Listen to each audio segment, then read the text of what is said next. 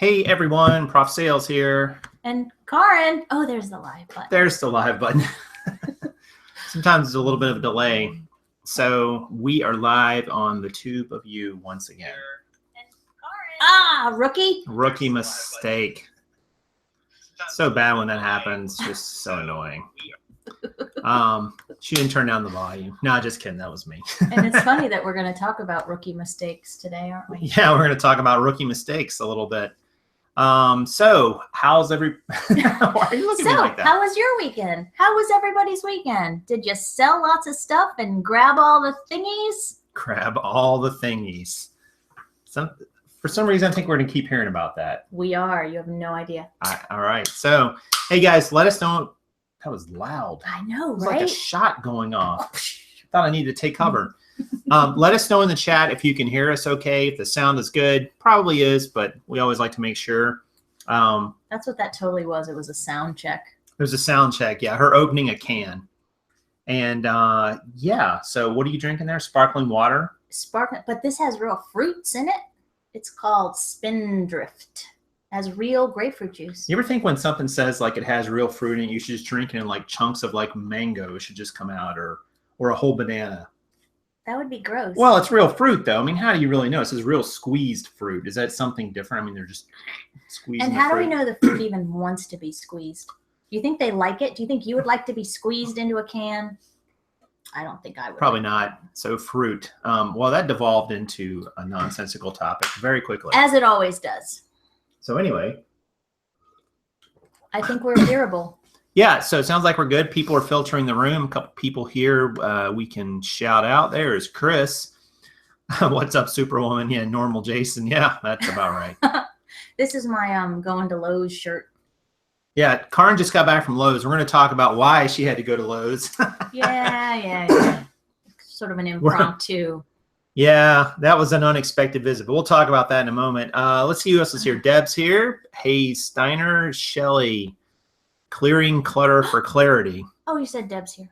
Yeah, she's here. Chris Morrow, Larry Stalling, Second Chances, Purple Lily. Purple Lily. Sam Byler. Henry. Henry is in the room. Lauren. Michelle. Resale Junkie hates jeans now. Arlene. Clearing the clutter. Clearing the cutter. I'm probably missing. Clutter. Lisa Picos. I'm probably, if I'm murdering your names, sorry. But anyway, let's see. So, all right. So what are we going to talk about today? I think we're going to talk about, is it the end of the month yet? Almost. What's today's date anyway? The 27th. Yeah. So we have a couple more days to of go. March. 4 days to go, plus today. All right. So end of month. So we're going to show some results here in a little bit too, how we've been doing in the month. But I'm kind of curious, how you guys are doing at the month. At the end of the month, we usually talk about, what have been your wins for the month, what have been your challenges, and what it's going to look like going into next month. So we've started coming up with our goals for next month, what they're going to look like in terms of sourcing, in terms of listings, and so on. And we're starting to implement that. We even went today, and today we blanked at a Goodwill. Yeah. Have we ever done that before? Maybe once. We totally blanked, guys. We were in there for probably, 30 minutes? Mm-hmm. Nothing. Nada. Zilch. We put probably, I don't know, 10, 12 pair of shoes in the cart, and then systematically disqualified each one. That was funny when you did that. And then. And then. And then. Name that movie reference. And then. So we got rid of all 12 of the shoes. I looked through all the jeans. I found one pair. Now, remember, we're buying at kind of our full price there. So I found one pair that just did not sell for enough given, that higher price point now. And we left. Yeah. We almost got that pair of Sperry's, but. I blame Luke. I bet he was there this weekend maybe. I bet he was. It was Luke's fault. Luke, it's your fault. And it was odd because usually on Mondays when we go to that one, we have an encounter, but there were lots of other resellers there. Like there was another fella zipping through the jeans. Yeah. There was another guy. Did you see him in the books? Sit on the Was bottom he row, Scan fob? scanning, Or just scanning. yeah. Mm-hmm. Dude, where's my car? Oh, Miss Jenny got it first. There you go, I think. Very good, very good. You love that movie. I don't love that movie, but it was funny in the you moment. love quoting that movie. That movie was like 15 years ago. Did you see that Kelly sold like 1 million socks this weekend? She had her best. I see that 122 pair. Best sale ever yesterday. So to one person, Kelly, or maybe somebody's got a store. No. Sounds like they got a okay deal. 122 for $8.75. So what's that? About $6 a pair, $7 a pair, about $7 a pair. So. Oh, Kelly, was that just a one person? Wow. I don't know. Maybe not. It could have been more than one person. So, but in any case, that's a lot of socks. So congratulations, Kelly. That's great. She's a sock queen. So there's that. Been in the sock biz since I was born. Yeah, she was born. Yeah, we knew she was born. She was born into the sock biz. I think she was born in a sock. No, I know. That Kelly. joke went over like a lead balloon. Like a lead balloon. Moving on. Anyway, so end of month, guys. So you got to start coming up with how you've done. It's a time to look back a little bit, reflect, and also what you're going to do going into April. Obviously, we're starting to head into the spring. The weather's getting a little warmer in parts of the country. It's pretty warm here today. Almost like 75, 80 degrees. Almost 80 degrees.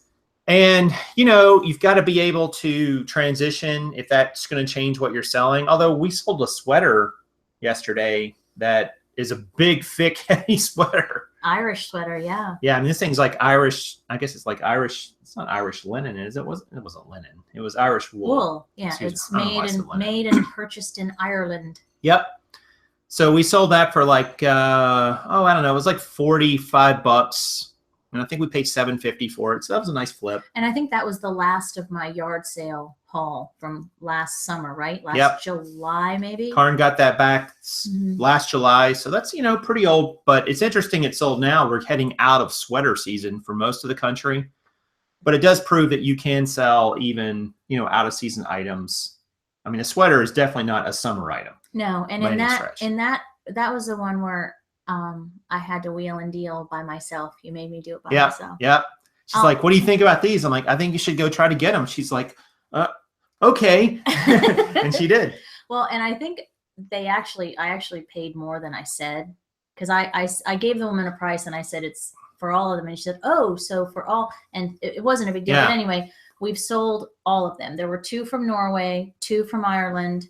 And then there were 2 other pieces, but I think we paid like $32 for all of them or something crazy like that. $30 somewhere. Yep.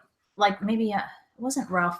There was a Pendleton, a vintage Pendleton sort of cardigan thingy. Yeah, it was like a jacket. And then there was one other thing. Yeah.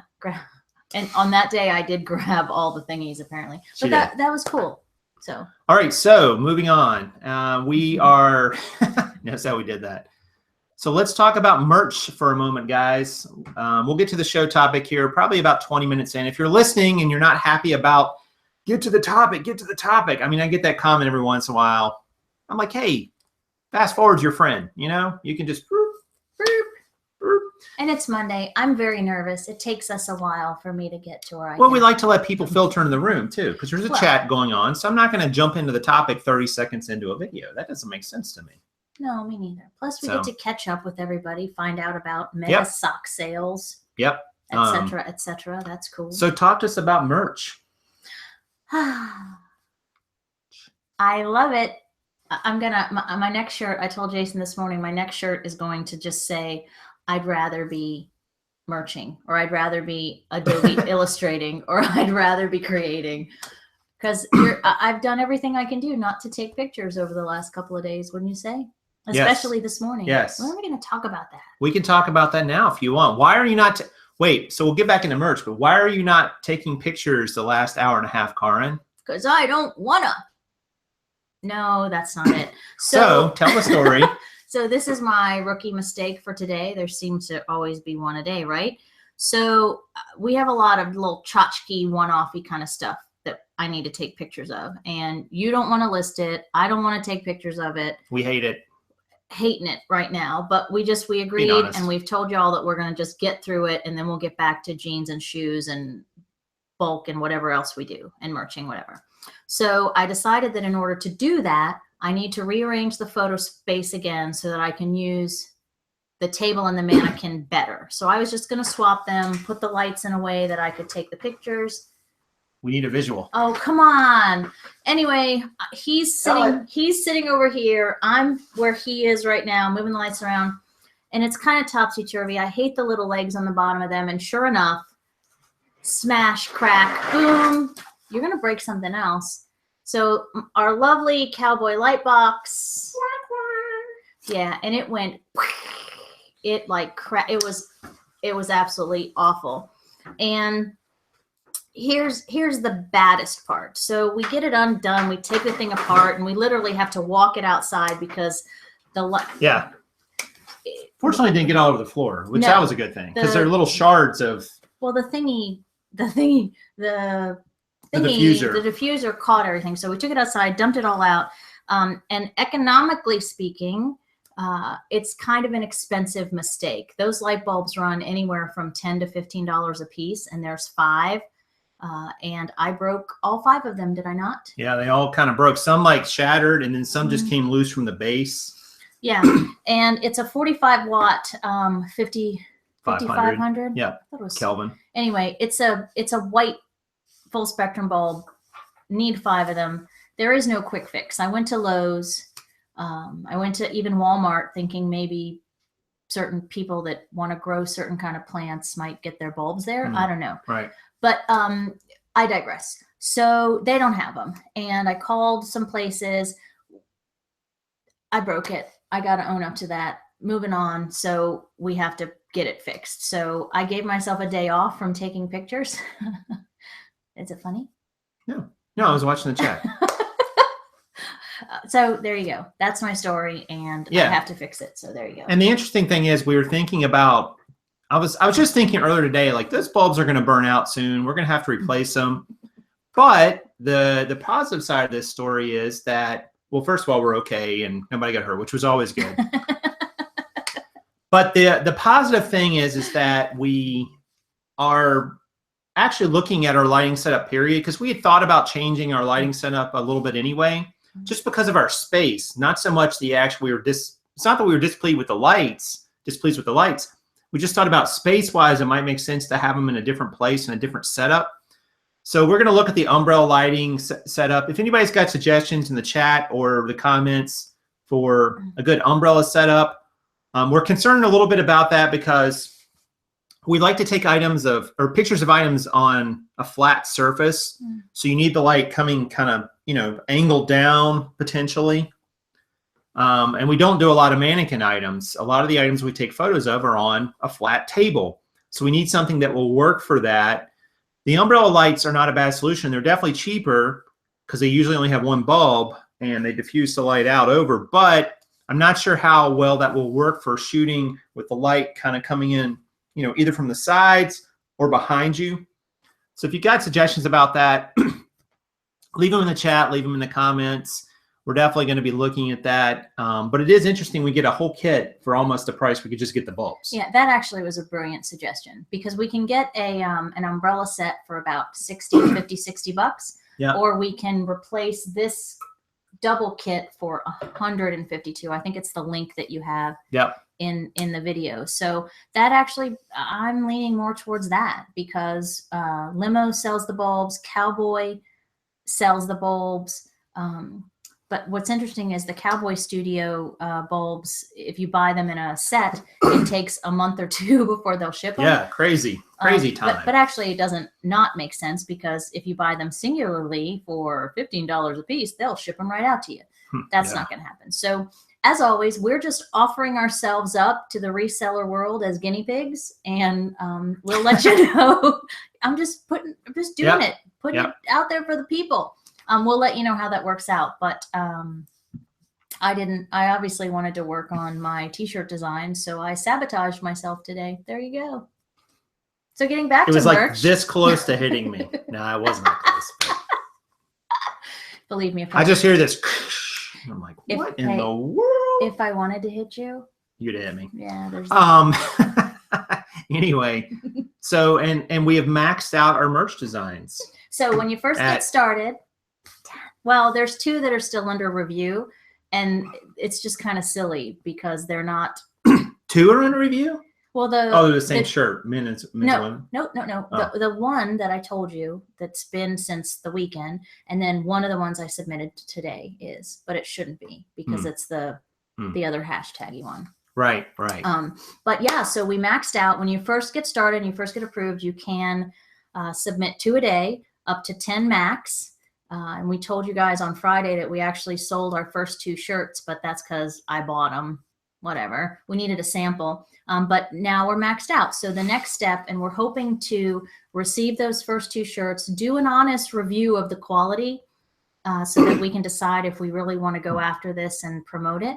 And then we'll be able to share that with everybody and show you the shirts, show you how we're going to use the promotions in different social media and how we're going to move forward on it. So, yeah. So that'll be fun. Flipped My Lid asked what software to use to create the shirts. Adobe Illustrator. You can get a free 1-week trial of it, and I think we're going to go ahead and purchase it. You don't need to go to that extreme. You can use some other resellers. Margaret does some great videos, for example, on how to use different programs that are a little easier to use.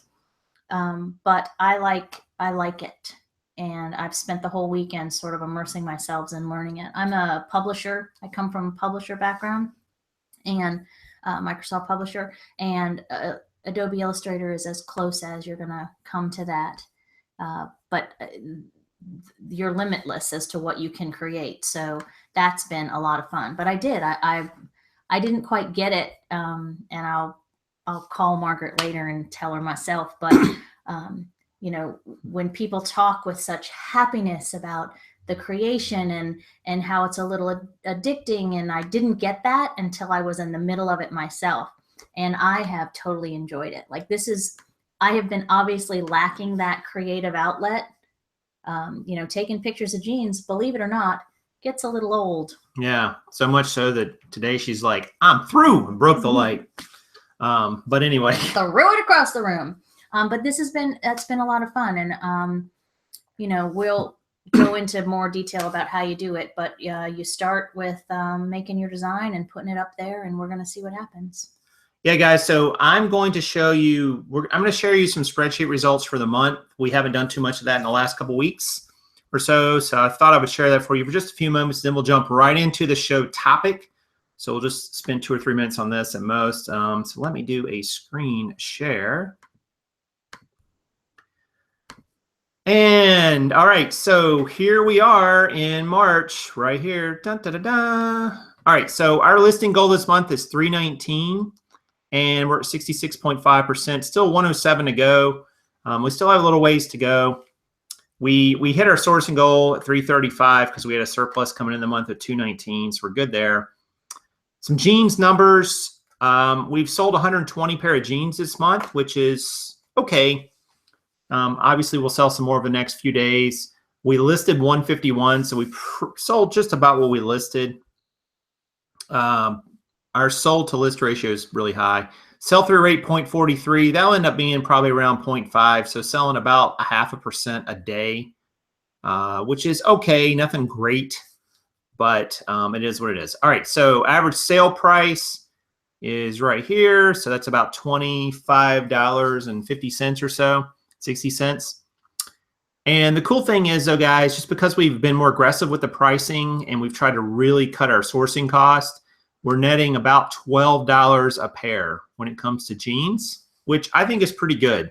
Obviously, if you only chose home run jeans, you know, jeans that can sell for 30, 40, 50 bucks pre-owned, you could blow that number way up. But my challenge would be, I don't think you would find much volume. You wouldn't find many jeans that'll sell for that amount, in my opinion, from what I've learned. Maybe somebody's got a different approach, but to try to list 1,000 or 2,000 pair of jeans that are only going to sell for that price would take quite a bit of time to find. And effort. And effort. Oh, yeah. I mean, because you would look through an awful lot of jeans and put an awful lot of them back. So $12 is pretty good, considering in January we were $9.63. So we have netted about $14.50, $14.49 on jeans for the month. That's a 9.3% increase. We're 9.3% up in our net per jean over last month, which is great. pretty happy about that. Well, and we sought out, I mean, this is part of our plan. We sought out to do this. Yes. And it's really cool to see it come to fruition. I like that. Yeah. So we're growing our net per item by cutting our cost. Our average cost is $372 versus $437 versus $505. And we're growing our sales price, $1704, $1735, $1769. And the shipping income has gone up too, because we started charging $850 padded flat rates. We're going to probably do some free shipping too on some of these. We'll see how that all plays out. Last but not least, shoe metrics. Oh, I wondered if you were going to get to that. They are. We've listed 12 and sold 2. So we said on Friday we'd sold 1 pair. So we had arrived. We were officially shoe people. Like, what are we now? We've sold 2 pairs. Right. And the other pair we sold are ski boots, guys. Shoe, yeah. So again, season matters for some things, but it doesn't completely matter. Average sale price, you can see, is much higher for shoes, 31 plus 7, 35. And those 2 pair of shoes were nothing really special. It's just shoes sell for more. Cost of goods, $256, really low. And then our net on those shoes was $23.80 a pair or $47.60 total. So we're just getting started with shoes. So it'll be interesting to see where that goes. Hope that all made sense. Well, what were we going to say? Well, and again, we're on purpose. Yep. You know, and that's partly why we could have bought some of those shoes this morning. But on purpose, we're targeting shoes, and we are taking, we're just getting started. So with the shoes, we are taking a little bit more time, perhaps. Sure. Oh, we definitely are. But we're not going to sell shoes for less than $30. And that's the goal. Right. And shoes require more time to prepare as well. So that's part of the reason why we're only accepting a higher sale price. Mm-hmm. All right. I'm going to stop sharing because I don't want to share anymore. It's just funny I have to click stop sharing. I don't know why. Well, I'm not going to share either. I'm eating blueberries. All right. We'll take a couple questions and we'll jump into the topic. Let's see here. Need help authenticating a pair of jeans. Megan, just try authenticforum.com. Probably the best place to do that. It's tough to even, sometimes people take photos and it's hard to even see sometimes what you're looking for. Let's see. Cost to ship shoes, flat rate padded. You could ship in a padded flat rate, which would be $630 if you're top rated and use the discounts. You can also ship in the shoe box. And interestingly enough, shipping priority mail is cheaper than the parcel post option, which you can put on your listings, which is great because people will end up paying for the so they'll get it even faster. And it'll cost you even less, which is pretty cool. So bonus. Shipping income, what customers paid less your cost to ship. Actually, Zerk, that was just what they paid. And then my cost to ship, I've actually been putting it in with each item. I've actually been tracking. I think they were both like, maybe one was like $6 and one was like $7, somewhere in there. Mm-hmm. So blended, you know, maybe $6.75 or so on. Let's see. All right, so let's move forward with the show topic. Notice how I smack my hand when it's time for the show topic. Speaking of smashing, smacking or smashing? Mm-hmm, please. Who should I be today? Who should Karin be today? Be whoever you want. You can be whoever you want to be. Just be yourself. All right, well. Unless you suck, then be somebody different. Adam usually suggests really good ones. So what? Well, people always say be yourself, but I always say, you know, unless you suck, then you should be someone else. Moving right along, show topic. We have a topic today. What is it? Inventory for rookies. All right, so quick background. I see an awful lot of questions about inventory on other people's YouTube channels and the Facebook groups. And I'm not really sure why there's so much confusion around inventory. I think inventory, okay. There's one goal you should have with inventory above all other goals. And I even printed it on my sheet. I said, to keep track of your items. And if you're losing items, you're not doing it. If you're losing items, you are failing at your inventory goal. You may think you're not, but you need to adjust.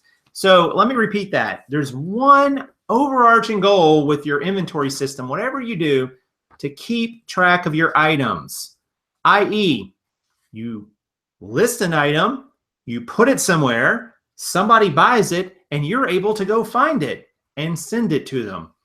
If you can't do that, if your system doesn't allow you to do that, it is broken. I promise you. If you are consistently losing items, can't find items in a timely manner even, you could argue, you have some problems with your inventory system. I don't know what your system is. Everybody's got a different take on what their system is. So, but that to me is in its simplest form what an inventory system, organization, setup, whatever you want to call it, that's not all, but it's the primary thing it should do to help you or to enable you to keep track of your items. You know where they're at. And we get asked a lot by new resellers in particular, at what point do I need to implement an inventory system? And I think I can speak for just about everybody in the chat. And I know that's a little risky to say that, but do it now. Do it before you get started.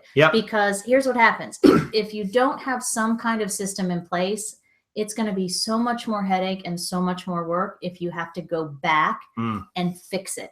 Can it be done? Of course it can be done. But we're here to tell you, and I'm sure that a lot of people will back me up on this, do it first. Have a system. Pay attention. It's not enough to just, and I'm sure in the chat people can attest to this, but you're going to lose something down the road, and it's not fun and it's not pretty, and it could cost. It could cost not only money, but it could cost you in ratings.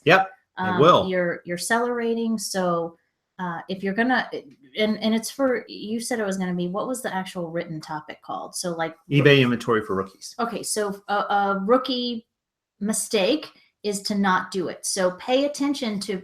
You don't have to make your system conform to exactly what we do or exactly what she does or he does, but make it make sense to you, wrap your head around it and implement it, because we're here to tell you. And, you know, it's like the mom telling your son to do it this way or do it that way. You know, you can go out on your own and not do it, but we're going to tell you, I told you so. You can imagine, guys, if you have ever had this experience, when you go online to a big retailer, let's say you buy something through Amazon, and you get a little message that says, we're sorry, we cannot fulfill this order, i.e. they can't find it, it's destroyed, it's damaged, it's not where they thought it was, whatever. If you were a big company and did that enough times, you would no longer be a company because people would quit ordering from you. And I'm going to tell you something. If you're a seller, if you're a reseller and you keep doing that, you will be out of business. 100% you will be out of business, because eBay won't put up with it if you're consistently losing your items. They expect you to be able to find your items, because when somebody buys it from you, they expect you to ship it to them. Novel concept, but that's the reality. Like, that's the basics. Now, whether it's exactly what you're sending them, like whether you photographed it right or described it right or it's a good price, those are all other arguments. But man, if they buy it from you guys, you got to be able to ship it to them. It is really that simple. So I'm going to talk about a few things here, and we're not going to spend tremendous amounts of time on it because I don't think they really take a lot of time. But I'm going to, if you're a rookie to eBay, and I don't know, define rookie however you want, but this really doesn't matter whether you have one item listed or 1,000 items listed. This is what I would say to you about inventory if you haven't tackled it yet, okay? First of all, stop buying until you've listed everything. Now, that doesn't seem like it's tied to inventory, but it is. You know the rule of what to do when you're in a hole? Stop digging. And if you're continually buying items and you're bringing more and more in and you're piling it on top of a broken inventory system, that's like pouring alcohol on a wound. I mean, it's just going to burn. I mean, it's just going to hurt. And you just got to stop that at some point. You've got to stop that and take control of this. This is important. It's in part of your business. So stop buying until you've listed all your items and you've tackled your inventory issues. All right. Second tip, dedicate a space. Yep. Oh, man. I mean, that one, I can tell you when, you know, I've had my fights with that. But you start out thinking, I'm going to need this amount of space for this many items. And by the way, it's always going to be more than that. Mm-hmm. You're going to need more space than you think. I can promise you that. But you need to dedicate a space, and keeping part of it in this room and part of it over here behind the suitcase and part of it in the kitchen sink and part of it in the garage. Okay, those are extreme examples. But the point is if you don't dedicate a space, guys, you are literally walking all over the place trying to find items around your house. Now, I know some of you are going to say, but Prof, I don't have a lot of room. My house doesn't have a lot of room. You would be better off taking a section of a room, everything out of that section that's there right now, putting your inventory there and finding new homes for those personal items. That's what I would do. If you don't have a lot of room and you're like, I've only got a little room in this room and a little room in this room. Okay, take some things out of one room and create enough room for your inventory. I don't know what that needs to look like, but we'll get to that. All right. That's what I would do if I were in that situation. And we kind of did that at the previous place we lived. Like I turned that room into it, but at first that room had a bed in it and there was no room for inventory. I'm like, all right, this bed's got to go. So, and then we made Ben sleep outside. Yes. And then Ben slept outside. No, he didn't sleep outside. It wasn't his room. It was the extra room. But dedicated space, guys, that's important. The next tip, figure out the storage of your items. Now, this one trips up a lot of people, and there's a lot of different ways to do it. Now, let me explain what I mean by that. Your storage is going to come down to one of a few different solutions. So you've got your space. So how do you put your items in? Are you just going to throw them in a big pile? That doesn't make sense. You need some sort of organized system. And the best way to organize things is to break them down into smaller components. Shelves, bins, putting things on hangers, a cubicle, doesn't matter. I mean, it depends on what you're selling to some degree, but I would argue that whatever you do, have some room to grow in it. You know, try not to say, well, I'm going to buy 10 bins because I got 10 items and are all this size. Well, what happens then when you have 11 items and you have nowhere else to put that bin? You need to think about that. If you look at the way big warehouses are set up, guys, they're in sections. And then in each section, there's a set of fixtures, racks, so on. And then on each rack, there's spaces. And in each space, there's some sort of bin or container. Sometimes things are just setting in the space. That can happen too. Go to Sam's, go to Costco. Like, look through their rack system. That rack system is set up as an inventory system. They know where things are at. So they know that when, you know, like these little tables we got, the lifetime tables, when we get more of these in, they have a SKU number and they go in this inventory section down this row in this spot. They don't go over here with the clothing. That doesn't make sense. So coming up with your storage solutions, and I can't tell you like one size doesn't fit all here, guys. I mean, there's different ways to store jeans. I decided the best way was to stack them in stacks of 6 on these black shelves you see behind me. Is that the best way? It's the best way for me. It's the best way for our space constraints. It's the best way for how I've set up the inventory system, but it's not the only way. There's other solutions. Well, and some people bag and tag it all in one swoop. It's kind of what we're doing with the shoes, right? Instead of stacking them on a shoe rack, we're putting them in the box, and that's how we're stacking them. Yep. And some people will put their clothing items like jackets, shirts, etc., in poly bags or clear poly bags, and then putting those in a bucket or a bin by number, and then putting a lid on that and stacking those. Right. I mean, there's no one size fits all here. I agree. Yeah. I mean, you don't, and there's lots of resources online, guys, to figure out inventory systems. You don't have to reinvent this. You just got to use one and apply it to your situation. That is all I did. And it's worked. It's worked. I honestly think I've lost maybe one item the whole time I've been doing this. And I think I probably shipped it to the wrong person. I don't think I really lost it. I think I shipped it to the wrong person, but I can't prove that. So I really didn't even lose it. But it's just relocated. It's just relocated to the wrong person. Well, and I can remember when you first started this and said, oh, yeah, this is how my inventory is going to go. And it's going to have a letter, and it's going to have a number, and it's going to have another number, and it's going to have this final SKU number. I thought you were nuts. She's like, you don't have a lot of items. Why are you worrying about all that? But what you did, and this is what interests me, and it was intriguing to me because you do it with other parts of this business as well. Instead of, we researched in this community, but then you also went and you actually researched warehouse inventory systems. Like you went totally big and then dialed it back downwards, right? Yep. So yeah, I think we just got a delivery. Ding.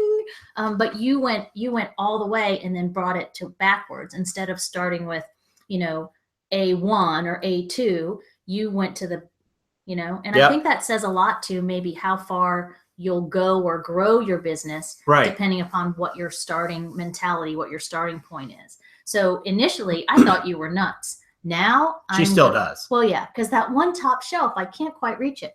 But now it makes sense because every item has to have its own unique number, and we don't reuse. We're getting to that. Yep. Oh, okay. You're stealing the thunder. She's a thunder stealer. So anyway, yes. I'm just kidding. Yay. No, and Karen makes a great point because, again, and I realize that too. You can learn from somebody who's already done it. There's great inventory systems that exist. And so that's why I decided to do it. I'm like, I don't need to come up with my own. I just need to apply somebody else's to mine. And that's exactly what I did. And you can do the same thing. Yeah. And don't overthink it. Make it work for you. And it's got to make sense to you. Yeah. Like I would even go a step further there. Like, don't implement something that looks good that, like, say you're doing, and then get in the middle of it and decide that it doesn't make sense to you. You kind of have to wrap your head around it. Right. And sort of work it through and then implement it where it's going to make sense to you. Right. And you can make tweaks to it, guys, but the basic system is you got to be able to keep track of your items. So you got to have a system that allows you, I would say, to compartmentalize items in a section of your house or your space or wherever you have, and have some room to grow. Okay. That's important because you might grow. You might think, I'm never going to have more than 100 listings up. And then you decide you want to have 200. All right. Well, you just doubled your inventory space needs. Maybe you got enough room, maybe you don't. But it's nice if you have a system that can grow independent of the space that it's in. And that's kind of the system we use. And again, I did not come up with it, but why are you giving me that look? Because I'm actually looking at, we have AB 1, 2, 3, 4 back there too. I know. All right. So next tip here, guys. And this ties into what Karen was talking about just a moment ago when I said she's stealing the thunder of the show. I'm just eating my blueberries. Ain't no mind to me. Give each item an inventory number. So you can see, like, this item right here has 4582 AB3. So each item that you put, each item has a number, okay? And it also has a location. That's all inventory really needs. You need something to identify where it is, the location, and what it is, the number. The number could just be number right in a row. The locations, there's different ways to do that. I've shown my jean inventory before, but it kind of depends on, shoes has a little bit different system. These are sort of tchotchke one-offs we have in some bins. They have a little different system. But as long as you've got a number attached to it and a location, you can find it. Because, guys, you can put that number and location in your listing in different places. This ties into the next topic here, because you can put it in the seller SKU label field in eBay. You can put it in the title if you want to. You could put it in the condition if you wanted to. There's different places you can put it so that when you sell that item, you know where to go find it, because that's important. That's the back end, right? You got to be able to find it. But I'm going to say this part, and this part is probably something that some of you guys watching and other resellers might not agree with always. I know, right, Prof? It's not enough just to have your item number and seller SKU, or your item number and your location on the item. I am a huge proponent of having a separate list of it somewhere else outside of eBay, guys, because here's the problem. Let's say that item number 4582, okay? And let's say that I list this item and I type 4522. Now I go to my inventory system and I'm looking through the bins and I'm like, 4522, it's not in here. Or My location is AB3. Suppose I type BB3 and I go to BB3 and it's not in there. You are going to make a mistake at some point typing in that listing. Like when you make that listing in eBay and you put that location, that item number in the seller SKU field, or you put in the title, wherever you're putting in the listing, at some point you're going to screw that up. We all do. They call it fat fingers, right? You just make a mistake, type the wrong thing, copy and paste the wrong, whatever it is. If you don't have that listed anywhere else separately, how in the world are you going to find that item? Guys, I have 1,000 pair of jeans sitting in that room above me. Am I literally going to look through every pair to find one pair? You know how long that would take? There's not a quick, fast way to look through jeans. I promise you. It is not fast. And you have to have a separate system outside of eBay. That's why I keep it in a spreadsheet. It's tied in with all the other spreadsheets, the ones we were just looking at. But if you don't do that, at some point, you're going to have the wrong info in that listing. I promise you, it will happen to you if you list enough and do this long enough. And I've seen other people suggest, oh, just put it in your listing. You can do it, but what happens when you put it in incorrectly? So you say, well, so what, Prof? So what if it's in incorrectly in the listing? How's it going to help me to have it listed somewhere else? Because I also put in there what this item is. Like, that's my listing title. These are NY & Co. pants, city stretch, blah, blah, blah, whatever. That's my listing title. So I can very quickly search down through the spreadsheet I have, find that item, and then see what the real number is. Because there's a chance I could type it wrong twice, but I don't actually, that's not doing that anymore. Here's the other thing, guys. I'm listing other things this day around this item. I'm listing other things in location AB3 at the same time. So I could even look at location AB3 for that listing date and have a good chance to find this item. I've got about 3 or 4 ways that I could find that item if it's not where it's supposed to be, or I typed it wrong. You can't do that if you're just typing your location and item number one time in the listing info and that's it.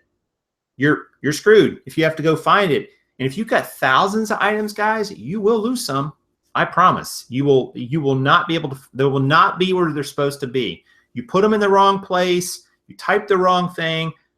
I've done it all, and it's happened to several people in this chat, I'm sure. So I'm a big proponent of that, keeping a separate list of where the items are located. Well, and another thing that you do instead of retyping it, because people make mistakes. Oh, I make them. One of the things that you do is you copy and paste the same info. Right.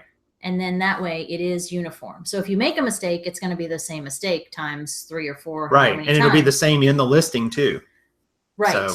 And we put the designation, the inventory designation in the title. You're only talking about 6 or 7 characters. Yeah. You know, our gene titles typically don't use up all the spaces anyway. Right. But we also do that on purpose by design, because when we're printing, 20 pair of jeans that we have to pull, it comes up right in the title, and it just is easier for how we look them up and how we print the labels and all this. Yeah, because that way when you print off the shipping manifest list of the day, you can go and just look at the title and see where it's at. And I understand if you need to use the whole title for keywords, I get that. Then you can use the custom label field, put your location and item number in that, and then you can tell that when you print off the list of what's sold that day, you can tell it to display that field. So you can see it there. So easy. And I'm telling you guys, there's been so many times I've misplaced something, put it in the wrong place, put the wrong number, but I found it because I had like a system that had a backup and a backup just by the way it was created. It's not like I had to go do a lot of extra work. It was already there just the way I did it. And I'm telling you, it will save you such a headache. So keep a separate list of where your items are located. I'm telling you, you will thank yourself once you do it and you lose one, because it will happen. I promise you. It's those purposeful redundancies, right? There's one of them words. Yes. Redundancies. And a bonus goal of all this, guys, I just want to say before we leave this topic is this allows you to track and analyze your sales strategies. Because if you're tracking your inventory, you can very easily figure out how much is sold and how long and how long in between when you listed it to when it sold and for what it sold for. It's all really easy. If you're just letting eBay keep track of all that for you, you're not going to always like the way that they track it. And it doesn't really track, eBay doesn't track inventory very easily for clothing resellers. It's a little bit tricky to make that work. And again, you know, eBay, I mean, all these e-commerce sites, guys, like they have backups and redundancies of your listings and their records too. I mean, this is just the world we live in. I mean, things get corrupted, files get corrupted, we make mistakes. So it's just nice to have, you know, all this information at your fingertips for the time when you do lose it or you make a mistake. Whew, that was a lot more than I thought it was going to be. That's a bonus goal tip. Bonus, Prof. yeah. We'll talk about that in a separate video. So, all right. Let's see what else we got left. Do that last and do it because you got a bunch of. Oh yeah, yeah. We probably have some questions here. Probably need to go way back. We're gonna do them in reverse order. I don't even know cross-checking. Let's just see what people were saying. Let's see. I started using the notes to keep up with special codes. Shows up in my dashboard so no one else sees it. Yep, that'll work.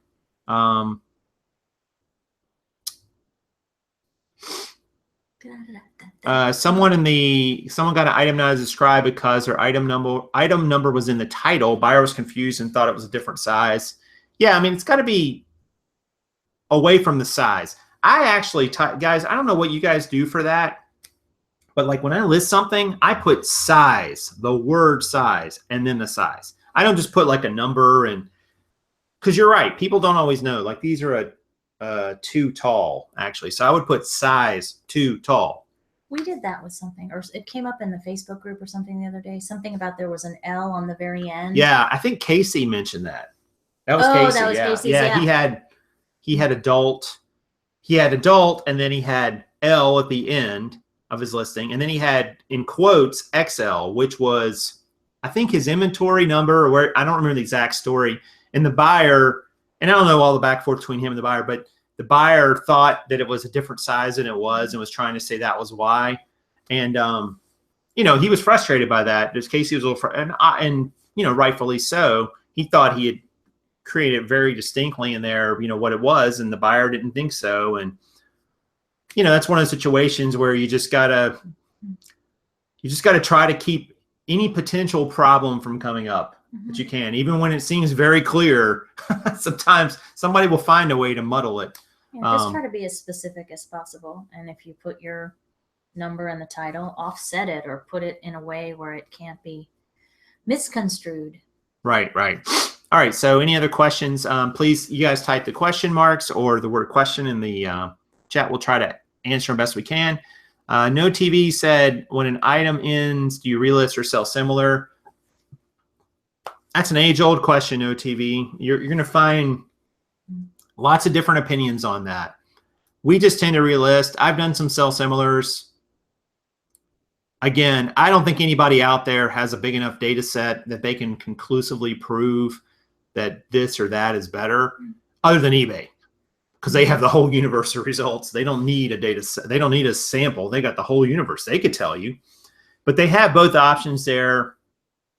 You know, I don't know. I don't know why. I don't even know why they do it, to be honest with you, why they make it. They make differences in those, but you know, try different ways, see what works for you. And if it works for you, or it seems to be, then continue with it. But I wouldn't sweat that too much. I think people get really caught up in that. And I don't know that there's a lot of definitive evidence one way or the other. Deb also said earlier, made the suggestion that you have, with regard to inventory and how you process it, have a separate spot for listed already and to be listed. Like don't let the two commingle, if you will. Right. And we've had issues with that, sure, where this pair of pants will get put in the wrong pile or something like that. So yeah, the other day, remember that happened the other day, that stack? No, it happened with it happened with Jamie's little camisole, and you so that our mannequin isn't naked when we put pants on her or whatever, or skirt. I got this little spaghetti strap camisole, tight fitting thingy, and because we had to put a dress on it, I took it off and just sort of put it to the side. And Jason he's over here doing something, and he's like, "What, did you not take pictures on this?" I started listing it. because it was in the pile to And be I'm listed. like, what are you talking about? Like, question the picture taker. I take pictures of everything. And I looked over. It would be like I left my car keys here, the equivalent to me, and Jason did a tag for my car keys. I mean, Okay, like, that's really? not even close to the equivalent. Sure it is. It's a clothing item laying on top of other clothing items. So, and you've a stack of which are supposed to be listed. So anyway, he will not make that mistake again. He knows. What mistake did I make? You went to list something that didn't have a picture, nor would it ever be listed. So there's that. Right. My ESP was not working that day, and I didn't realize that item was not supposed to be listed. Hey, there's a question. Oh, okay. Changing the subject. If you sell items other than jeans, how do you know if they're women's or men? You can measure them. Clothing items have size guides, you know, in terms of like the pits across the shoulder, how long they are sometimes, if they button on the right or the left. I mean, there's all kinds of different ways you can usually figure out if an item is men's or women's. With clothing, with shoes, I mean, there's general size and measurements that would tell you pretty quickly. Yeah. And the brand and fit together, like, or the model of it, it might be a women's model or a men's model, you know, like they don't sell it in the other gender. That happens too. So, but yeah, all kinds of ways you can do that. You know, let me scroll back here a little bit. I think I saw another one I missed. There are a bunch. Just hi to everybody that said hi. I can't really see specifics, but. Yeah, I know. Happy Monday. Yeah, somebody asked about how does item not described impact your eBay seller status. I think somebody already answered all that though. It's not good. Let's see. Keep your inventory all together so they don't get lonely. That's kind of funny. 10K on the Bay is my buddy Chris, and Chris is actually supposed to be, I don't know if he remembers this, but he's supposed to be on the show tomorrow night. Is he really? Yes, he is. And so I'm holding him to that. And he has a very unique inventory challenge, shall we say. First of all, he wants to get up to 10,000 listings. That's a challenge. I don't care what space you're in, where you're at, how you're doing it. Like, you've got to have a great system in place with 10,000 items, or, you know, you'll fail. You'll lose things. You'll misplace them. You'll be disorganized. But Chris is right now where he has his inventory stored is in a garage. And it's not a huge garage from the look of it. And he thinks he can get all, I believe he thinks he can have all 10,000 items in that garage. Now, I've seen his setup and it's really good. And I think that he has the ability to do it there in a garage. However, it's a challenge because space becomes an issue. Having, you know, he's had some people working for him, which they need to understand it fully and not put things away in the wrong place, or, you know, and they have to keep it organized. I mean, it's tough. Yeah, if only it were 10,000 baseball cards, like somebody asked. No, it's clothes and shoes and all kind of stuff. Yeah, yeah. In his case, he's doing clothing, so he's got, you know, different categories. So it's not just one item, one size fits all. He's got a bin system. He's using a system very similar to what we talked about, you know, 15, 20 minutes ago, just with his own spin on it. But well, he's tight for space, guys. So, but it can be done. Well, and even his system, he kind of commented on systems earlier, but even his system has evolved as ours has. Yep. You know, and it kind of has to. And all we're saying with this is that, you know, set yourself up for success right out of the gate from the beginning. You know, don't, if we can warn you against anything, that would be in the top 5, and that's have something that makes sense to you in place when you first get started, or it's gonna be a nightmare. If later. It allow, like we said earlier, if whatever your inventory system is allows you to keep track of your items, that's the first and main goal. It's organized. It's as simple as can be, but no simpler, and it enables you to grow as you grow with it. You're golden, you know, because I could take my inventory system and expand it out to a 50,000 square foot warehouse, and it would work just fine. It would be no different. And again, it's not my system. I'm using, I literally Googled, guys, warehouse inventory systems. I'm pretty sure that's what I Googled. And one came up and it said, hey, check out this one. It showed some cool little diagrams and just had this idea. It's like, all right, you got areas. Here's area A. Here's area B. Here's area C.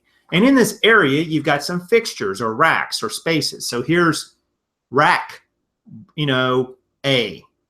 And on rack A, or we'll say shelf A, and in shelf A, or fixture A has shelves. So it's got shelf number 1, 2, 3, 4, 5. And then on each shelf, you've got bin locations. 1, 2, 3, 1, 2, 3, 1, 2, 3. So all an inventory tag is made up of is A for area A for fixture A, shelf for shelf 1, and spot on shelf 1, 1. So a tag might look like AA11. That's all it is. And I actually changed. I didn't want to do it as just I didn't want to do each fixture as a letter, so I made that space a number. So mine are like A221. That would be area A, fixture 2, shelf 2, spot 1. And then I've got 6 spots in there for jeans, for instance. So I know that if I've got to go find something in A221, I know exactly where to go. I'm going to go to area A, which in my case is my main inventory room, and I'm going to look on fixture 2 and shelf 2, spot 1, and it should be there. And it is. Mm-hmm. You know, you don't. She pulls items a lot of times in the morning. You almost never say, "Hey, I can't find this." Well, unless I really can't find it. Unless you really can't find it. But it's not like you go up there and have to search for things. They're where they're supposed to be. No, and it sounds. I know that in theory, and we've done videos on it before, but I know it sounds very complicated, but it's really not. It's just like it's very mathematical. It's just a place for everything in its place. It's pretty easy. Yep. Yeah, it's very easy, guys. You know, and that's just, I mean, I'm not privy to, like, say Amazon, like in one of their fulfillment centers, but what they're using, I can guarantee you, is pretty darn similar to what I just described. Now, granted, it's computerized and they have barcodes and things like that, and they have some other things, some bells and whistles, because they're spending a lot of money on their infrastructure. But the basic concept is areas, fixtures, shelves or locations, and then spots within those. That's it. It's like 4 things, and that's it. If you copy that method, you can grow as big as you want. You can have as many areas you want. You can have area A, area B, area C, and then eventually area AA, area BB, area, and keep going, you know? And then if you want to have area A has 10 fixtures, great. It might have 100 fixtures in it. It might have 100 racks. Great. Simple. Not hard to do, guys. And you can do it with any type of product. Doesn't have to be clothing. I mean, it'll work for anything. But again, you've got to be able to keep track of your items, or you're going to hurt yourself as a seller when you start losing things. And you have to tell those customers, hey, can we cancel because I can't send you the item? Yeah, no. That will wreck your seller rating and possibly even get you a suspension on eBay if you do it enough. So let's not do that. Yeah, just put it in your plan. Not today, eBay. Not going to happen. Gleaning with Ruth asks, let's see. And once you pull an item, do you relist your inventory number to the next listed item? No, I would never reuse an inventory number. We reuse the spot. Yep. But not the inventory number itself. So we're counting up as we get more items. So you'll never have the same item number twice. Right. Right. And that's just good data management. You really don't want to use a unique identifier again. There's a reason why it's a unique identifier, because it's unique to one thing. So once that thing is gone out of your inventory, there's no reason to use it again. Numbers go on forever, guys. There's no reason to reuse them. I think that leads to lots of potential problems and conflicts. I'm sorry, were you gonna say something? No, she or he corrected. They meant the location reuse. Yeah, the location, sure. Yeah. And do we reconcile our inventory? Yes, not just at the end of the year. Right. And we're probably actually due to do that. It's not a bad idea. It's not a horrible idea to do it quarterly. But we just redid it end of year. End of year. So we're coming up to it. That, so we're we need to do that. And guys, when we did that, we found a few little things. You know, there was a couple little issues. It was actually mainly on eBay's. Yeah. Not our issues. It was mainly eBay, and those items were no longer listed on eBay for various reasons. And I think most of them, there was like 5 or 6 issues, but most of them were because they were non-payment items, and eBay was supposed to relist them automatically, and they did not. And then there was that one weird one where it was one set of pictures went to another description. Like yeah, oh like, yeah, like that eBay, was, and that wasn't us. That was just eBay. That was just a glitch on their had end. like a traffic jam. John asked, "Do you label your inventory with its location?" Yeah. Yes. There you go, John. So there's the item number with the location. Very, very simple. That's just coming right off of a Dymo 450 label printer. And that just comes really from the spreadsheet entry because it's right there beside that in the spreadsheet. So very simple. I just print that right off when I list the item, and it's already in the listing. So I've got it in 2 places. Good to go. Simple. Yeah, Deb said the eBay abyss. Exactly. Yeah. You're not a reseller until you've experienced this. It's happened to many people. It's all part of the initiation, right? And you don't know when an item's no longer listed. It's not like it's going to flag you and say, "Hey, we're not listing your item anymore." It just isn't listed. And you're like, "Oh, I'm thinking I'm still selling this." Nope, you're not. So let's see here. And yeah, including us, there's a bunch of people that have more than 1,000 items. Oh in yeah, their stores. Yeah. Yeah, Chris has more than 1,000. I'm not sure if Deb does or not. She's in the chat. Yeah, there's lots of people. Well, have she more than that. certainly sold thousands of items. So yeah, yeah, and the reality is, once you start getting up to those numbers, you start really feeling the value of an inventory system. Because man, when you only got 10 items listed, of course you could go and just look through them real quickly if you couldn't find one. It wouldn't take you long. But even when you get to 100, it starts to get annoying. When you get up to 500, it's not workable, and 1,000 is just out of the question. Mm-hmm. So you can't really squelch on this inventory item. Resale Junkie says, "Good price, starting price for Robin jeans." You know what the first thing we say on that is? Are they real? Yeah, make sure. Because, I had a little bragging party right here in front of all of you about the Robins that I found, and they were not real. They were not real. No, most of them that you find are not. But it's going to depend on which ones, because some are a lot more valuable than others. So sorry that we can't give you more specific, but do the comps on them. There was a really neat outfit. Actually. Yeah, they're good jeans. Remember the vest and the jeans that sold together? It Oh, wasn't ours, but that was sweet. I would have liked to have found that. Yeah, Robin's a great brand, but I'm not sure we've sold any. No, it was just that we've one only pair. found that one pair, and we couldn't authenticate them, so it really sucked. And I did the. Oh, is it? Speaking of that, and it's not Robin's. What are they? What did we sell? Something cool? London jeans. Oh, nice sale. London jeans. There's a brand for you. We do pick those up every once in a while. These were women's. So you're not going to find. I don't think you're going to find a lot of London jeans, but you are going to find some. So they have a nice little niche on eBay if you can find the right ones, right size, blah blah blah. So somebody said earlier, they gave me a suggestion before we do that. Yeah. If you like the like button, smash it. Cha cha cha. That's Charo. If I was standing up, I would. Now. Sorry if I just blew your eardrums out. I remember Charo. Charo rocks. I'll do better. I'll go on the YouTube and that I'll do one. Better. You like it? Smash it. All right, so we're almost going to wrap it up, but we wanted to take a minute to thank everybody from Friday that tuned in to see my son Ben make his debut on the Prof Sales channel. Yes. And apparently he did a great job. They, the folks that were on wanted him to come back. They did. So if you haven't seen that video, please go back and watch it. He did a plea for support for a trip that's coming up, and we'll probably put the link to that in some other stuff at some point. But thanks to everybody that showed up and has already shown support for his trip, and the comments and love that have come in for him and his particular video and his channel have just been amazing. So yes, Ben will be back on the show. If we can we're negotiating with his agent. I was just about to say, if we can get an appointment through his agent to get him to come back. Our people are calling his people. He'll be back. But that was a lot of fun on Friday. So yeah, thank you guys for that and the donations and so on. And he's definitely making his way towards his goal. Yes, he most definitely is. I think he's going to start selling shirts or soap or something. I don't know. All right, guys, I think that's going to do it for today because it is 3:04, so we are definitely over an hour. Yes, we are.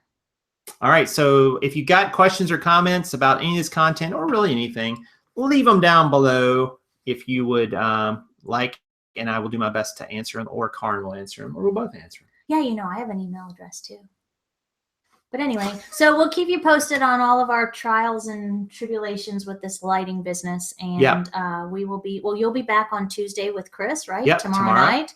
And then we'll do another Friday follow-up show this week as well. So there you go. Sounds good. All right, guys. Well, that's going to do it, I think. Anything else? You good? I'll say, this is Charo, Karin, and Prof Sales saying good sales to you.